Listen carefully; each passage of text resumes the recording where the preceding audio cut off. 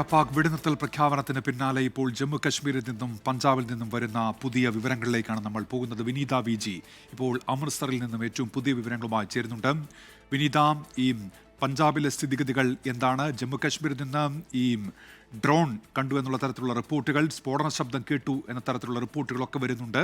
പഞ്ചാബിലെ സ്ഥിതി എന്താണ്? അവിടെ നിൽക്കുമ്പോൾ എന്തൊക്കെ വിവരങ്ങളുണ്ട് വിനീത?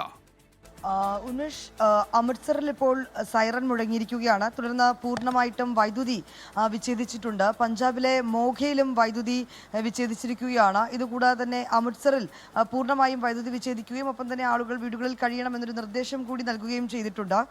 ഒപ്പം തന്നെ പത്താൻകോട്ടിലും സമാനമായി വൈദ്യുതി പൂർണ്ണമായും വിച്ഛേദിച്ചു എന്നൊരു വിവരമാണ് നമുക്ക് ലഭ്യമാവുന്നത്. ഒപ്പം തന്നെ ഈ പഞ്ചാബിൽ ഡ്രോണിന്റെ സാന്നിധ്യം കണ്ടെത്തിയതായി ഒരു വിവരം കൂടി ലഭ്യമാവുന്നുണ്ട്. പഞ്ചാബിലെ ബർണാലയിൽ വൈദ്യുതി പൂർണ്ണമായും വിച്ഛേദിച്ചു എന്നൊരു വിവരം കൂടി ഈ ഘട്ടത്തിൽ ലഭിക്കുകയാണ്. പത്താൻകോട്ടിൽ പൂർണ്ണമായും ബ്ലാക്ക് ഔട്ട് ഏർപ്പെടുത്തിയിരിക്കുകയാണ്.